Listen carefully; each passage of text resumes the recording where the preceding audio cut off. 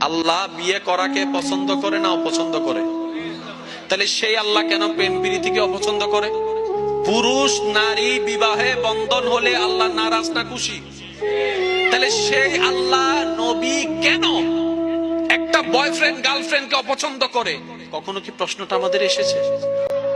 আমরা ভাবার চেষ্টা করি নাই। আল্লাহ বিবাহের সম্পর্কে খুশি, কিন্তু বিবাহ পূর্বের অবৈধ সম্পর্কে আল্লাহ খুশি।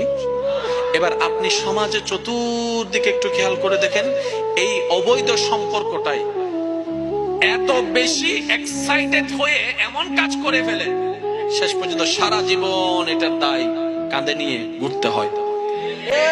একটু জোরে বলেন ঠিক কিনা? কারণ যেটাতে আল্লাহ এবং রাসূল নারাজ, এটাতে কখনো কল্যাণ আসতে। আপনি যতই যুদ্ধ করেন, আপনি আমি যতই মামলা করি, কখনো সেটার মধ্যে